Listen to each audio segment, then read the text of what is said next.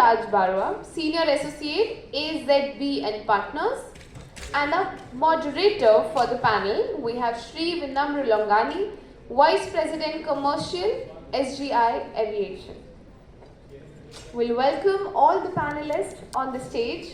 As mentioned, ladies and gentlemen, the panel discussion is going to be on India 2047, a global aviation leasing hub, how we will explore India's vision to establish itself as a leading player in the aircraft leasing.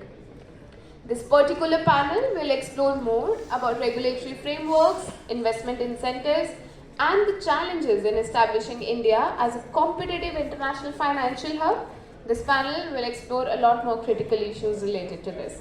I'll hand over the panel right now to the moderator, Shri Vinamra Longani ji. Thank you.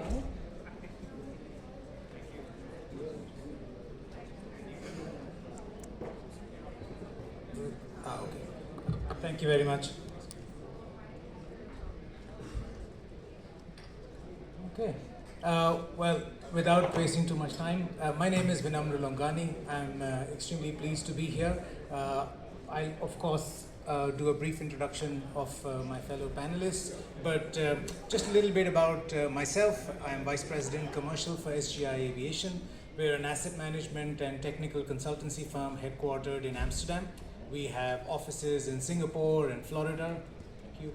And we are an asset manager, so we manage about 50 wide-body aircraft, mostly for financiers of aircraft, and about ballpark 100 engines. We also offer technical consultancy services, predominantly to lessors and financiers, and also to airlines the world over.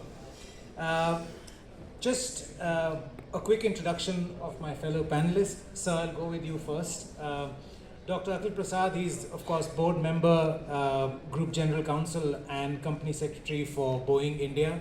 Now, I could spend the entire 1 hour talking about his accomplishments, so I'm going to keep it short. And of course he has, I think so, you've been at Boeing for about 12 years now, if I'm not wrong. And of course decades of experience in many organizations and many walks of life. So thank you very much, sir. Very happy to have you with us.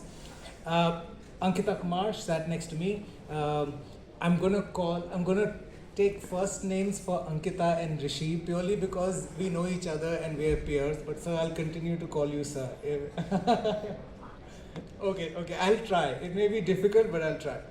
So Ankita is a partner with Shardul Amarchand Mangaldas & Co. She's based out of the firm's Delhi office, where her practice focuses on aviation and new space sectors. Ankita leads the aviation practice at the firm. We, of course, run into each other at all the aircraft leasing and financing conferences, including Rishi and her. And prior to this, she was legal counsel with Indigo for many years. Rishi Raj Barua is Senior Associate with AZB and Partners. He's based out of Bombay, primarily, and of course the world over, as is the case with all folks who work in aviation. He primarily works in the aviation restructuring and insolvency practice, and Rishi focuses on aircraft leasing, financing, aviation regulatory matters, insolvency, bankruptcy, and asset repossessions. Like I said, I mean, for both of them too, their CVs, I mean, I could go on forever, so I've tried to keep it very concise so we can move on swiftly and talk about leasing and financing. So thank you. That's with the introductions. Just to set the tone, for the panel, I'd just like to give you a brief summary of the number of aircraft that airlines in India currently have on order. Now, you'll have to forgive me, I'm also a bit of an aviation geek, so I've got a bit of a aircraft type breakdown for you. So Indigo currently has 927 outstanding aircraft to be delivered. This includes 241 A320 Neos, 651 A321neos, and 30 wide-body A350-900 aircraft. With the Air India Group, this of course includes their subsidiary Air India Express. They have 521 confirmed aircraft orders. This includes 221 A321neo aircraft, 90 A320neos, 44 A350. They've got a mix of 900s and 1000s. 147 Boeing 737 MAX aircraft to be delivered yet. 10 Boeing 777X aircraft and 20 787s. Their first line fit 787 arrives later this year. So as an aviation geek, I'm quite kicked about it. And I was speaking to some of Akhil's colleagues at the Aircraft Leasing and Financing conference a couple of weeks ago, and I'm quite excited to see what it looks like in the new livery. And then there's Akasa, who've got 199 confirmed Boeing MAX aircraft which have been ordered and yet to be delivered. So that's close to 1,700 firm orders for aircraft by airlines in India. Now, primarily the mode of financing for the vast majority of aircraft in India is by way of sale and leaseback. So once the aircraft is close to delivery, the aircraft is sold to a lessor and leased back immediately. This is a back-to-back transaction that happens. It unlocks a little bit of value in terms of money for the airline because they end up ordering hundreds of these aircraft, and then for the lessor, they get a confirmed customer for 6, 8, 10, 12 years or whatever the tenure of the lease is. So this is a back-to-back transaction which happens on delivery of the aircraft. But as credits mature, especially we've got tier 1 credits in the country like Indigo and Air India, so they've entered into finance leases, which is essentially a loan where you pay a lease rental every month, and at the end of it there sometimes is a balloon payment, and then you get ownership of the asset. So Indigo has entered into multiple finance lease transactions for A320 aircraft through GIFT City. We will talk about that later. And similarly, all Air India A350-900 aircraft have been leased via a GIFT City entity. In fact, AZB, Rishi and his team worked on that transaction. So we'll have him talk more about that. But in order for us to secure financing for all these aircraft, we need to ensure that apart from relying on foreign lessors and financiers, we sort of have a leasing and financing ecosystem in India. And the government has pushed GIFT City in that regard, and we'll dwell on that a little bit shortly. So, Akhil, I'd like to start with you. I'd let you have your glass of water. So, if you could perhaps, just dwell a little bit on one, the reliance on offshore financing currently, and two, how the aviation law in this country has changed over a period of time, especially in light of all the insolvencies that happened. There was Kingfisher, then there was Jet, and now there's Go First. So if you could dwell a little bit on that, that'd be great. Thank you. Yeah. So thank you, Vinamra, for a lovely introduction, and thank you, NLU, for having me here again. NLU is like a home to me, and we have been very proud to have been associated with NLU for various programs as a general council body. So thank you again. To add some more numbers to what you said, when you say that 1700 planes are on order, the next 10 to 15 years, India will need 2500 planes, out of which 1700 have already been sold. So that's the power. The other important thing is when you look at the global market outlook, aviation remains to be very, very strong globally. And more so for countries like India, because we are now the third largest in terms of the aviation industry in the world. And this has come up in a very, very short span of time.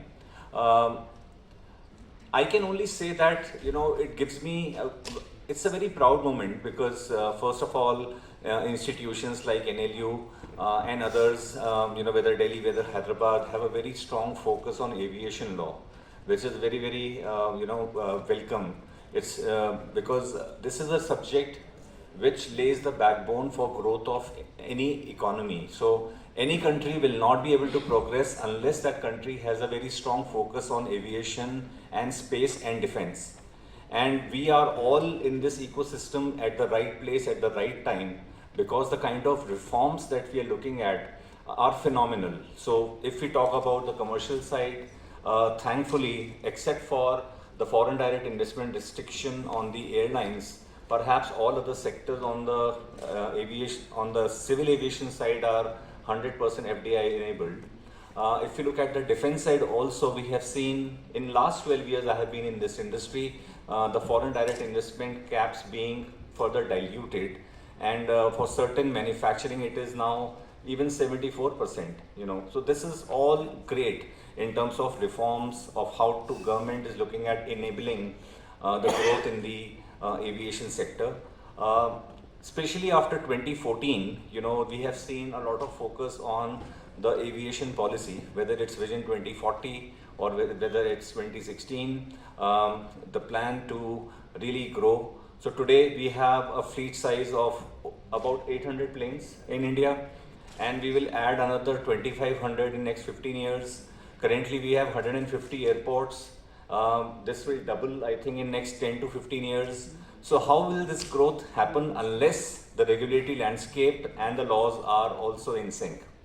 So the bottom line is, yes, we have a lot of laws, but those laws need to be rationalized. There are a lot of regulators.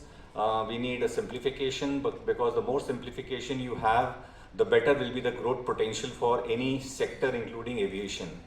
Now coming to leasing specifically, our organization has been extremely passionate and working with the government of India to really lay a very strong roadmap for leasing of aircrafts in India, because why should you go to Ireland, why should you go to China when you can do this in India?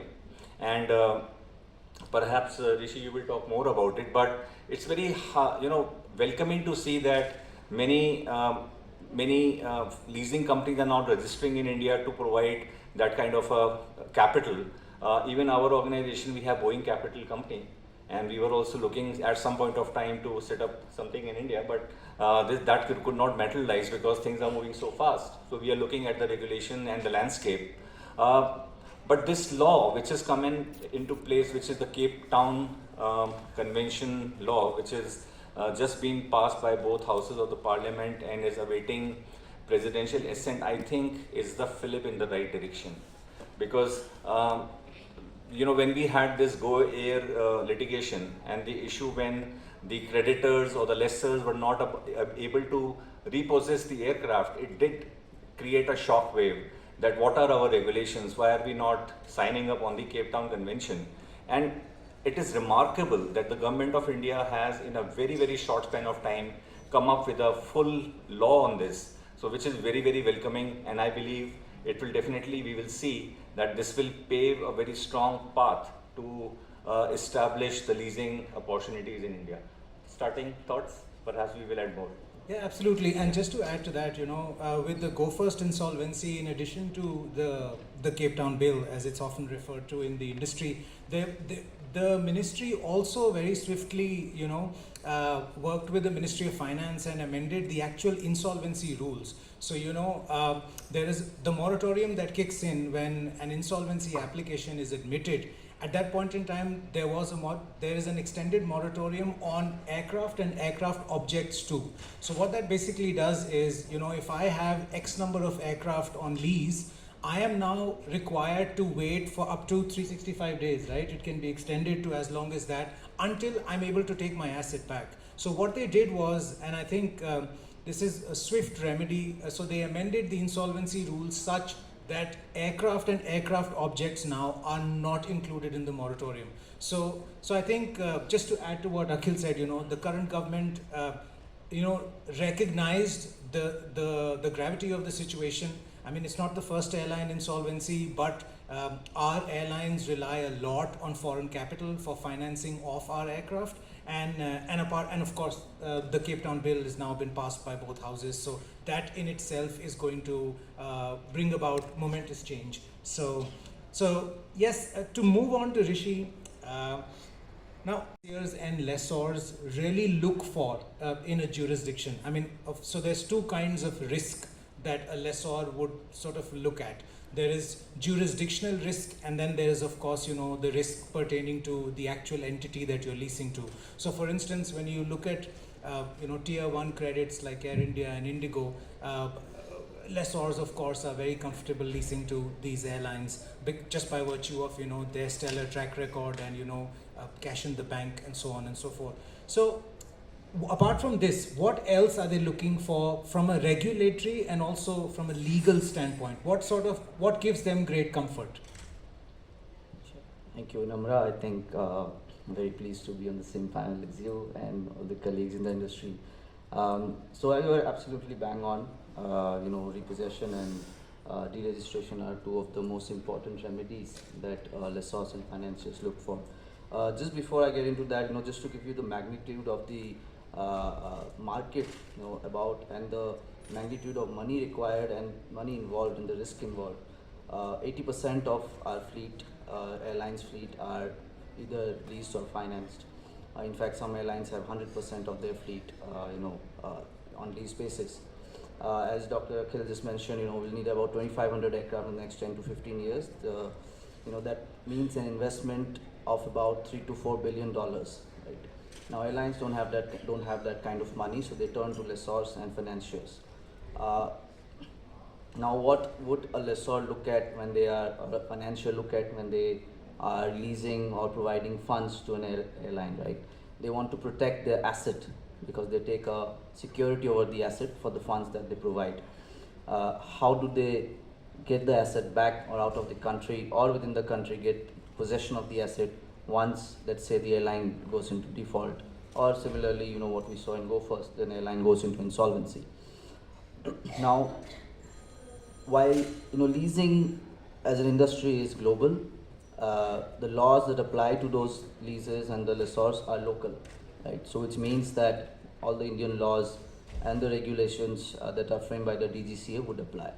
However, as Sir mentioned, there is a mismatch between the expectation, what the law is, and how the law has been implemented, and that has resulted in all the court cases and proceedings and long timelines for repossession. And the more time it takes to get an asset out of a defaulting lessee, the higher the risk for the lessor.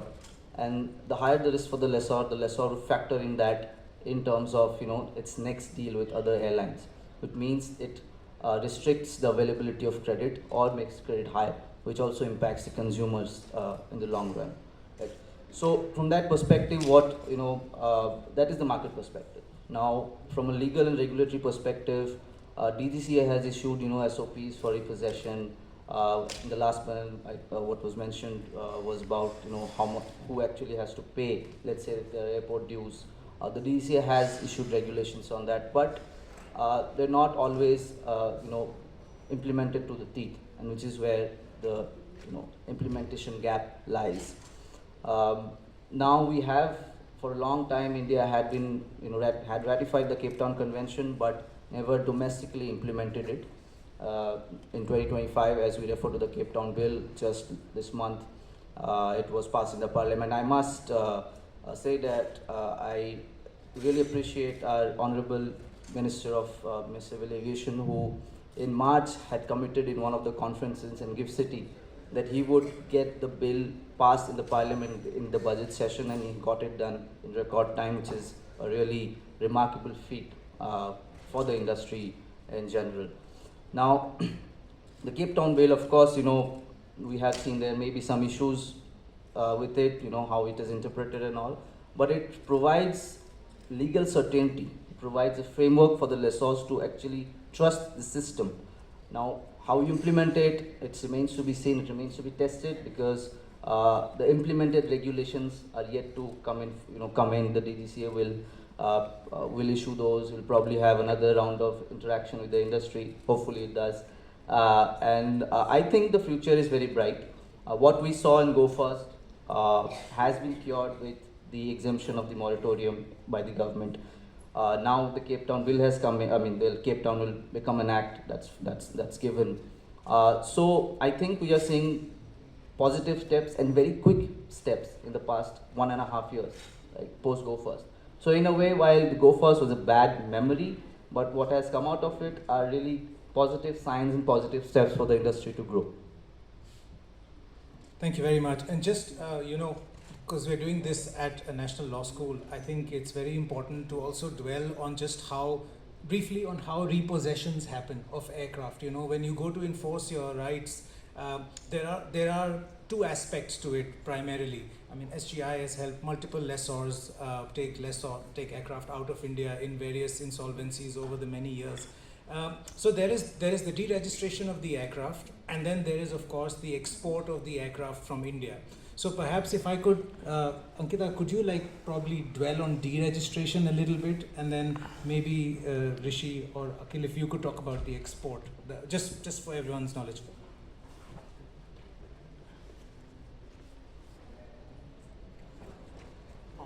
Thank you so much, Vinamra, for that generous introduction. So far, before the Cape Town Convention Act, which is going to be passed now, which is going to be implemented now, we actually had the Rule 37 of the aircraft rules, under which we had the process for deregistration. We had a separate AIC which was issued by DGCA, which spoke about how the export process will take place. Now, deregistration, as you are aware, because at the time of Go First, both of these were really put to test.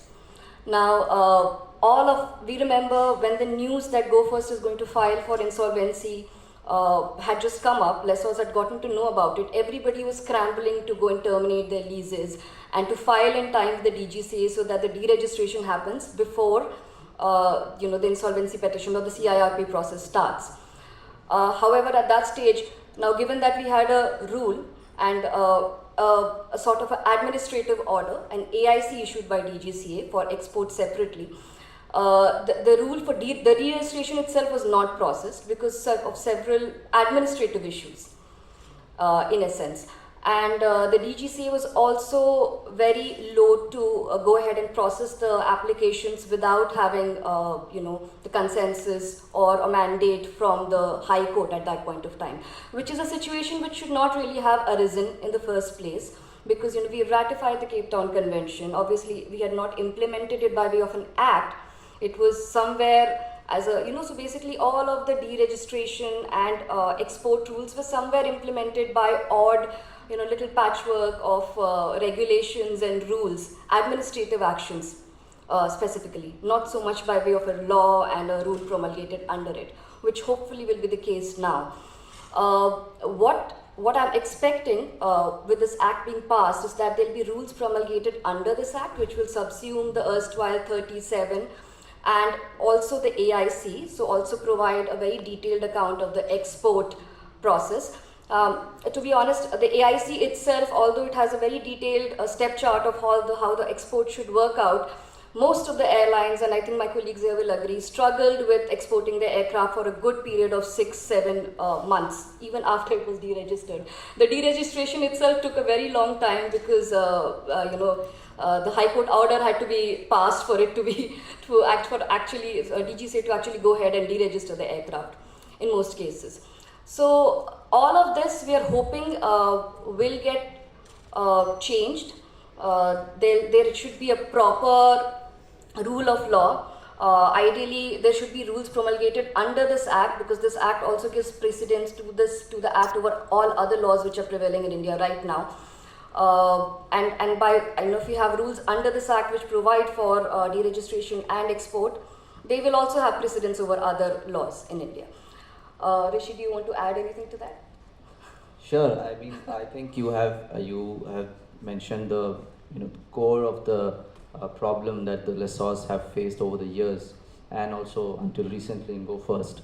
I would maybe take it a step further. The next step, which is the repossession, an export. Now, the problems of the lessor do not end at the point of deregistration. Let's say the aircraft has been deregistered. Now they want to take the asset out of where it is located, let's say at the airport. Or now we are also seeing, and I guess Ankita and Dr. Akhil may talk about it a little bit more about how Gift City has been, proposed to be the leasing hub, and how Indian capital is moving in. But going back to, and those interests of those creditors would also be the same as foreign lessors and banks. Now, on the once the aircraft has been deregistered, it needs to be repossessed. There are rules of entry into airport. Not anyone can just enter the airport and take possession of the asset. There are SOPs that have been placed, dues. So let's say an airline defaults to a lease, right? It is very likely that they have also defaulted on the dues that they need to pay to the airport, for instance, parking charges, to tax authorities, let's say GST dues. So those dues need to be cleared. Without those being cleared, the government will not allow. And we saw, the provision which says, the asset can be detained and arrested for, by public authorities under applicable laws. So those applicable laws, the Airports Authority of India Act, the GST Act, etc., has stringent provisions on detention of assets for which dues have not been paid. So those issues continue to remain. Cape Town Convention does help in the sense that it provides a legal remedy, a statutory remedy, which was earlier only contractual, a statutory remedy to go and take the asset back, which we call as self-help remedies. Now, how those will be exercised and implemented, it remains to be seen. In practice, what happens is usually the lessor would hire someone probably like Vinamra and request them to go to the airport and get the asset back, get it maintained. But I think even I'm sure Vinamra you would have faced issues in accessing the asset, and maybe throw some light on your experience in that. Yeah, I mean, the beauty of it all is, I could own an asset worth a couple of $1 million, but to be able to access it at an airport, I need a pass. And the pass can only be given to me by the airline. So despite me owning the asset, having ownership, having terminated leases, I mean, in the Go First case, you still couldn't really go to the airport and look at the plane or touch it and say, look, this is mine, until it was deregistered. So that's one. I mean, you talked about administrative sort of lacunas that came to the fore during the Go First case. So, I mean, back in the day, so whenever an IDERA is executed by an airline in favor of the lessor, where you can, file it with the DGCA and basically seek deregistration. So, I mean, and I was associated with this directly because I have gone to the DGCA office to deal with these matters in my prior role. So, there wasn't really a requirement for the IDERA to be lodged many years ago, but subsequently this was changed and there was a procedure put in place where you could lodge it with the regulator and an SRN number would be issued. Just again, administrative in nature, but it was put in place. So when we had this insolvency situation, some aircraft were leased at back in the day when this requirement of lodging the IDERA with the DGCA and the issuance of an SRN number wasn't really a requirement. So a lot of the lessors who wanted to, I mean, thankfully the procedure to file an IDERA and enforce your rights is now automated, but you couldn't really do it without an SRN number. So a lot of lessors had to go to the DGCA and say, look, we don't have this number because it wasn't a requirement back in the day. And then they had to seek permission to actually manually file these deregistration applications. So, I mean, for those who are practitioners, could go on and on about this. Yeah, so while, this is still a bill, and I think definitely as lawyers, we will see a lot of problems there, but I think the intent is right. The intent of the law to have something where an asset can be repossessed, that's the right intent. And what we have seen in other regulations, like for example, enforcement of foreign arbitrations in India, I think we have evolved. And I think this law will also evolve given the fact that the intent is to go forward. And whether it's how DGCA will work, how repossessions will happen, how export will happen, this perhaps may be a development area. But when the intent is that the right of a creditor or a leaseholder or a lessor has to be protected, I think this gives the right intent to me. Absolutely. No, I could not agree more. And this government has done a lot in a very short span of time for the leasing and financing, the ecosystem to help build it in India. But then you see, the unfortunate part is once this bill becomes an act, it is only going to be, it's going to be tried once we see another airline insolvency. So, until then, we'll just assume all's good. And then once there is another insolvency, it's when it will be put to test. And that's perhaps... Perhaps I am the only one on this panel who wishes that there should be no insolvency for any airline. Or perhaps, sir, who's seen multiple insolvencies throughout your aviation career, right? Yeah. So yes, we'd only know once. Let's hope we don't see an airline insolvency, but when we do is when this act will actually be put to test. But swiftly moving on, I'm sure all of y'all have heard of Gift City and everything and the buzz around aircraft leasing and the financing ecosystem that's been put in place. Now, I was fortunate enough to be involved in it from when it was called Rupee Raftar. And the idea and the intent back in the day was, to lease in Indian rupees. And over a period of time, I'm sure everybody, all my panelists were involved with it back then. And then it evolved into leasing from Gift City. So with that, Ankita, could you just dwell a little bit more upon what has been achieved so far at Gift City? Thank you. Sure. There was this summit held by FICCI at Gift City on aircraft financing and leasing, and the turnout was so good. We had representatives from, all aspects of aviation sector. We had banks, we had finances, we had lessors, OEMs, airlines, everyone there, and we had the Honorable Minister of Civil Aviation also there, taking notes, and there was a lot of free discussion about, the concerns, the opportunities, and what the future of aircraft leasing from Gift City will be. And as Rishi pointed out, the Honorable Minister had at that time committed that I'm going to have this, see this Cape Town Convention bill through the finish line, and he's actually done that. So with that, I think definitely Gift City, there is a strong intention both from the industry and from the government to make it successful, for sure. What we have achieved so far is we've got in place, I'm going to only speak about the aircraft leasing and financing. As Vinamra mentioned, it started out as a Rupee Raftar project. Over a period of time, I think IFSCA also had to educate itself to understand what aircraft leasing and financing entails, because I think asset financing is kind of new even to the regulator and to our banks and financial institutions.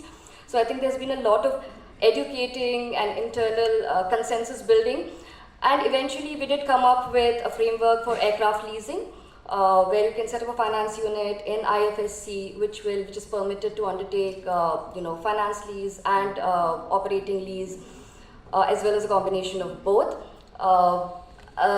Until recently, Indian airlines were mostly doing operating leases because they were, so to speak, they usually don't have aircraft on their books, and operating leases just works for them due to various reasons, at least the low-cost airlines.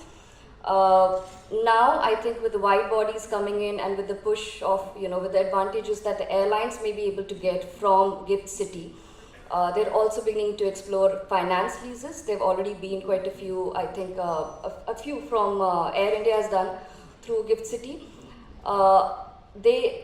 Currently what we are seeing is that airlines are taking the benefit of advantage of leasing out of Gift City more than the expectation, which was that international lessors will come and set up in Gift City. I think we have still more work to do in that regard.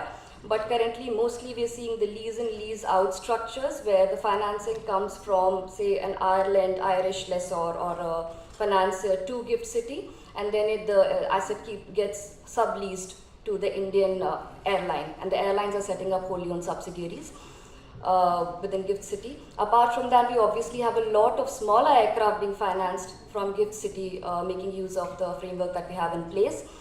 What we would like to see, though, is if we are thinking about the term of global aviation financing hub, what comes to mind immediately is obviously Ireland, and they have an entire ecosystem.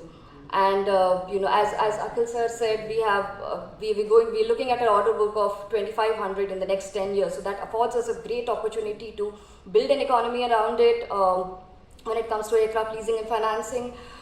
Great opportunity to learn and to train ready our internal resources to take that on, because what happens after 10 years of 2,500 aircraft? We'll have more, but we'll lose the momentum, and the idea is to use this time to build what we can internally, to circulate as much finance and money as we can from within India, and to going forward. And I'm sorry, Vinamra, I'm also talking about what we need to do and not just what we've achieved so far. but I think that it's important at this stage because we're just putting we're just putting in place the building blocks of what we are of having this economy of aviation financing in place with the laws, etc. Obviously, the first thing that comes to mind is that the laws have to be rock solid. We have got the Cape Town Convention bill, which has been passed and will become an act. And I don't think we should wait for another airline to go down to have enough jurisprudence on how it ties up with the IBC and the SARFAC and Companies Act. Definitely proactively, the government should look at making amendments if required to these laws to study what happened in jurisdictions like Canada and UK when they had similar issues when they implemented the Cape Town Convention there with their insolvency laws, and kind of preempt what traps could be there and do a good job of the rules that we come up with. We've learnt a lot from the recent insolvencies that we haven't had, including Go Ahead. So at least these kind of administrative issues should not hopefully come up. And yeah, we do need to have proper rules and amendments to the respective acts so that we don't have interpretation issues in the future. But also in order to make sure that we have enough money being circulated through banks in India, as everybody here has in fact mentioned and agreed that we need to have buy-in from banks in India to do this. And initially, as you said, it was a rupee denominated, it was a rupee raftar, and now you don't have the ability to raise rupee loans from Gift City.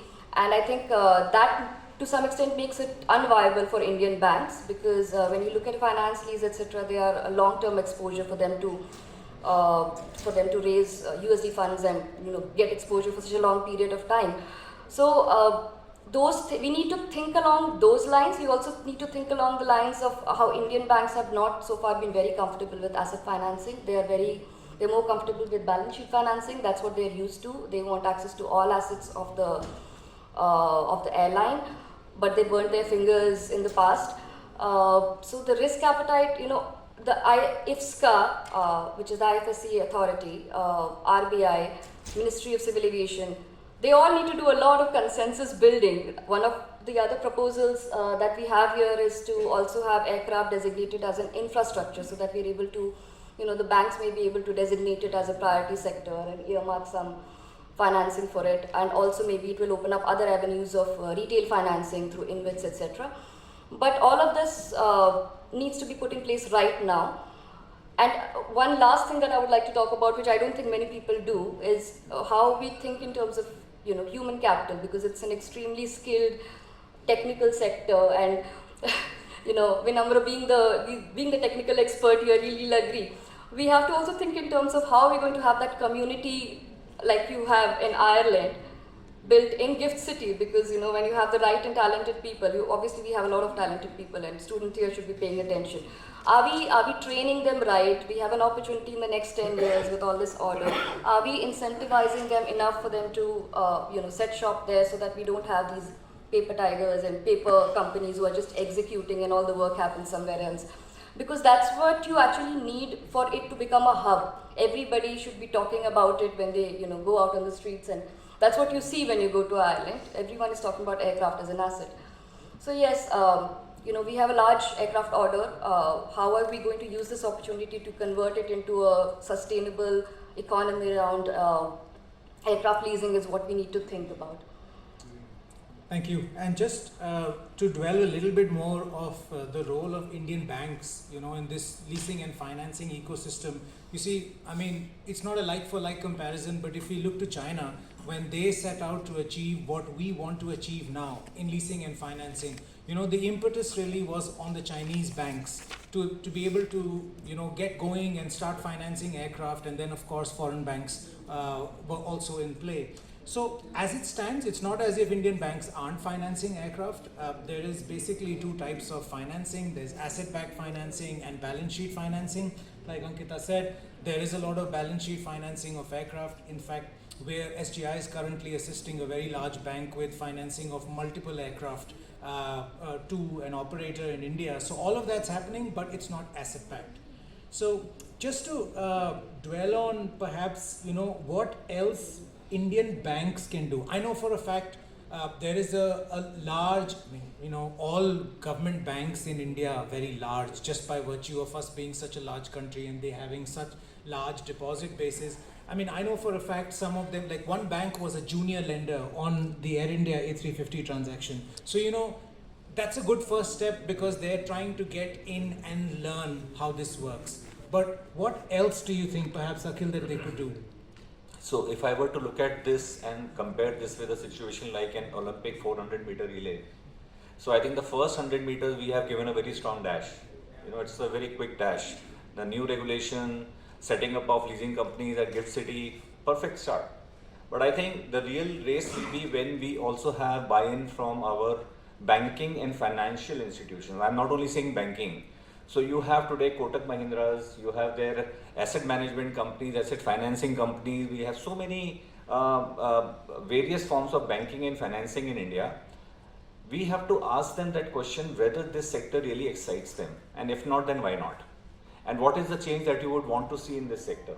So if somebody, say for example Tata Capital, they have, I think we just saw they have issued a red herring prospectus. They want to perhaps be registered as an NBFC or something. Ask them, why is it not exciting enough for you? What are the more regulations you need to see the change? Because what I believe is the more competition you have in this industry, the better it will evolve. And that is where we really want to see competition. It is, I worked for General Motors many years ago, and we were moving from making ambassadors and Fiats to private sector manufacturing in India. And now we see the real fruits of what India has to offer. There is so competition in automotive sector. Same competition has to come on the aircraft financing also for industry to evolve. And how it will happen, I think we have to really ask questions to our Indian institutions as to what more can the government do to make it more exciting. Thank you. Rishi, could you perhaps dwell on SARFAESI a little bit and what needs to change in that regard to give more comfort to Indian banks when it comes to financing aircraft? Yeah. So, Indian banks have been comfortable with the SARFAESI enforcement process for their credit for a long time. Although SARFAESI has its own issues on timelines and procedures, they are comfortable with it. Cape Town, they don't know what is Cape Town. I mean, from our conversations, they understand that Cape Town helps, right? But how does it function? How would it actually be implemented? It's all right now in the air. It's a great step. How it will be implemented, as I said, it needs to be seen. Now, from a SARFAESI perspective, see, SARFAESI, Section 31 of SARFAESI excludes aircraft. So, if a lender has given funding for acquisition of an aircraft, the lender who has created a charge over the aircraft cannot enforce its interest under the SARFAESI Act because it is excluded. We have given recommendations to the government to, put aircraft within the SARFAESI scheme of things, and if not, for the whole of India, specifically for Gift City, right? Because Gift City is where right now the focus is to start lending from Gift City. Although there is keen interest among airlines to also do INR financing, which is not possible right now from Gift City. But the idea is to grow Gift City as a hub, right? So one of the proposals is to have SARFAESI specifically for Gift City lenders. And as Dr. Akhil said about for NBFCs and entities which are quasi banks, right? I think that from that perspective, SARFAESI helps. But from an aviation lawyer's perspective, SARFAESI is just an additional comfort. Comfort for the banks. Maybe that's what banks need. I mean, of course, banks need much more than just that. But maybe that's one of the comforts that bank can have in addition to Cape Town, because Cape Town should be the primary remedy, and SARFAESI could be a fallback remedy, especially given their experience and comfort with the existing system. Thanks, Rishi. Now, there's something else that comes to mind. You see, all leases for jet aircraft per se that have happened out of Gift City have all been finance leases. And the structure really is a lease in, lease out, wherein the ownership of the asset still does not sit with the gift entity. The ownership of the asset is still in an Irish entity. Now, what, and I don't mean to put any of you in a spot because you're not from IFSCA and you're not from GIFT, so perhaps not the right people to ask this question, but as practitioners, what is it that we could change to enable operating leases, which is the large chunk of leases that our airlines enter into from GIFT?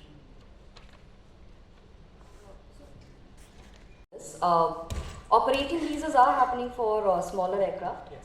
But for wide bodies and narrow bodies even, and ones for our larger airlines, scheduled airlines, yes, they're all finance leases. And I think the reason for that would be probably that there is a exemption on tax on interest, which the airline subsidiary, which is the leasing entity, is able to take the benefit of under a finance lease.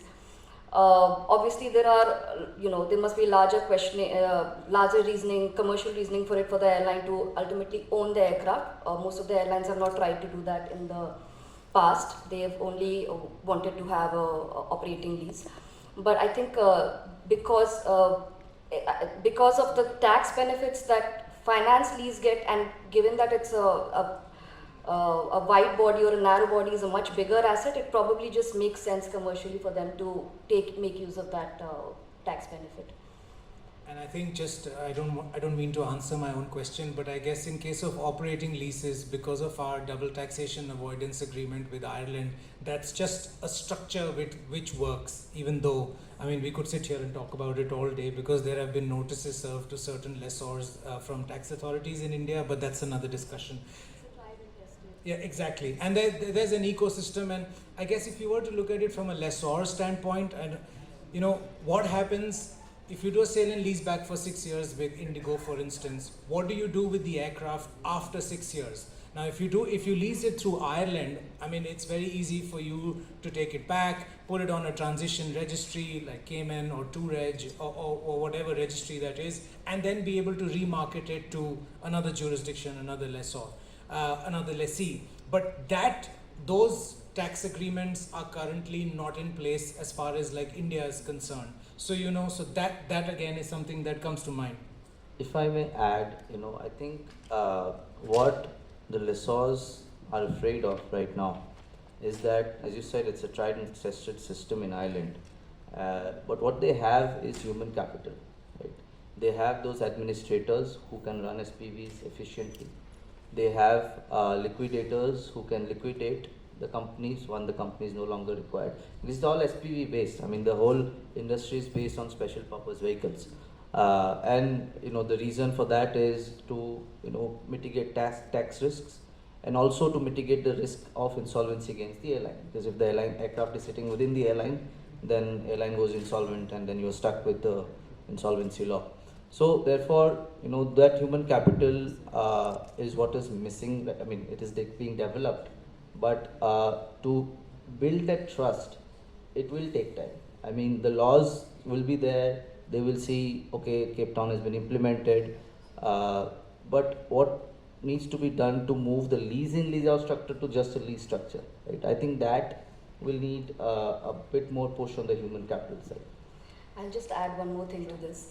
So it's an open secret that most airlines actually make money on operating leases. That's the way the transactions are structured.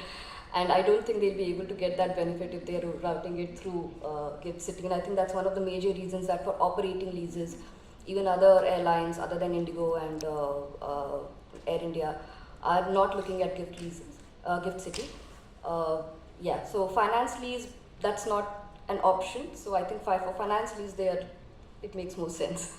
So although I don't work for a leasing company, I think one of the reasons for them also, if I were to think in terms of a purely Indian company which is into aircraft leasing, how whether I have enough connections with customers so that I can recover the asset and transfer to some other customer. So that flexibility also needs to be there with the leasing company. So because companies in Ireland or in China have a head start in terms of the enormous capability they have with the various airlines to shift the asset, acquire the asset, shift the asset, find a new lessee, So those kind of considerations also, because remember, this is not a refrigerator financing where you can pick up a refrigerator if somebody is not paying up. This is an aircraft, which is at least $300 million price. So it's not easy. Thank you very much. I think we've spoken enough now. Unless any of you want to add anything, do we have time for questions, Ajay? I think we perhaps have time for at least one or two. Okay, I've been told one or two. So, yeah, okay.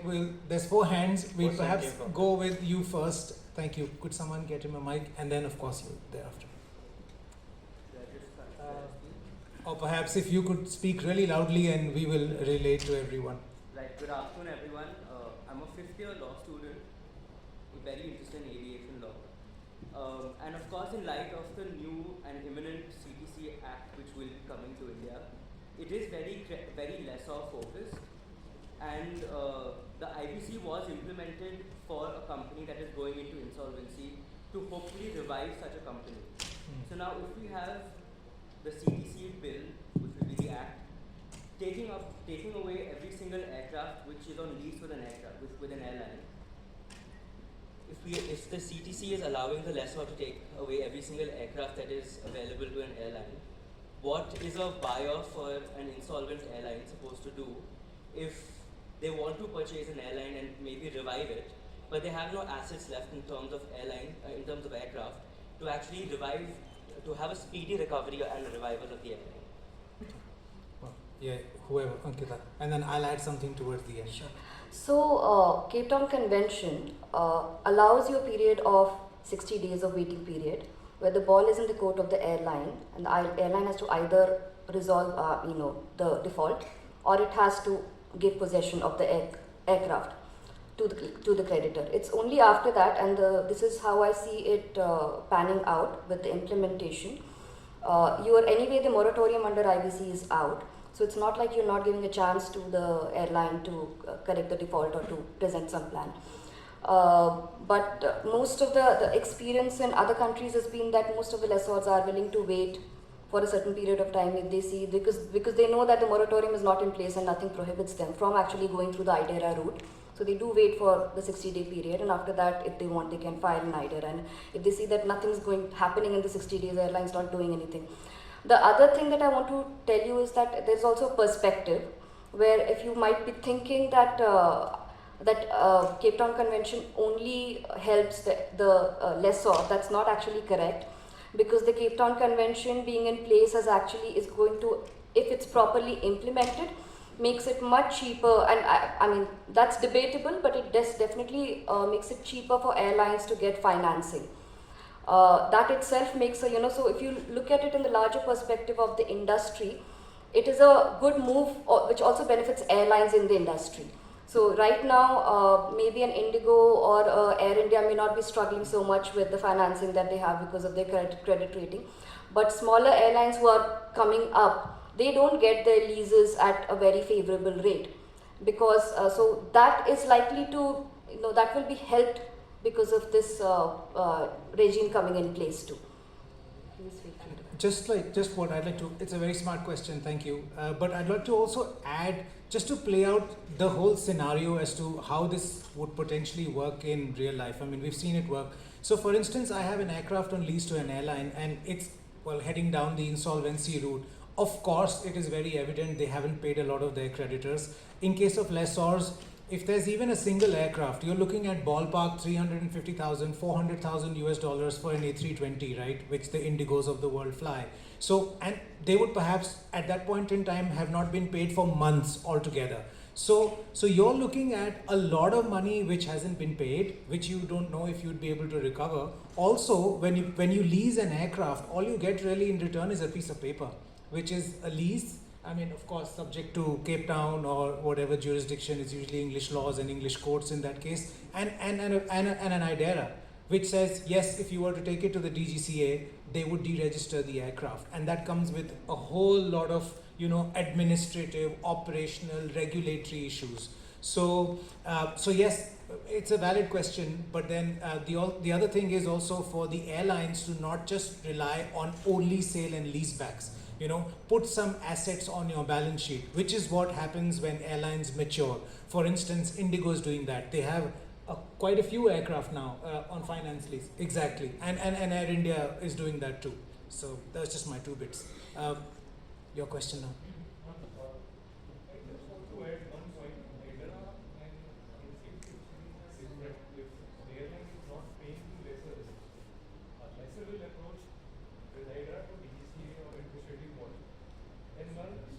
The act is passed, act like a bill is there, draft is there, then it is passed, made an act. On the basis of that, regulations are made, CR are made. They don't supersede the act. So when act is in place, discretionary powers are given to administrative bodies under the act, even to DGC. They can bypass the rules. So we will not go to courts or anything.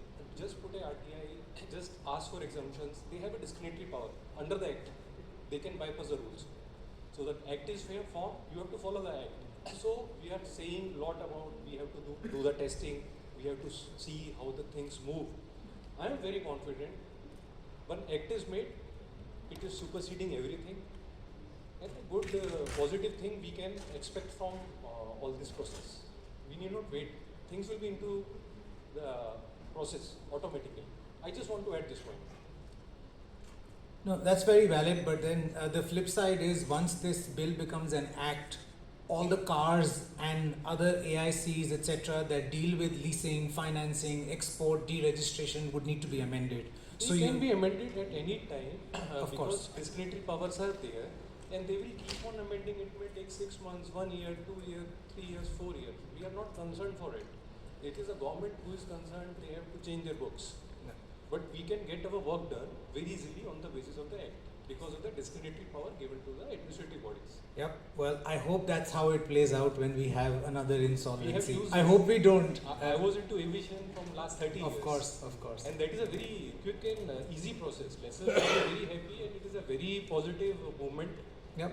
And definitely lease rentals will come down, our credibility will goes up and everything will happen very fast, maybe in 1 month. Rules will take time, it will take 3 years, 5 years, 7 years to get it. You have a different global image. Yeah. No.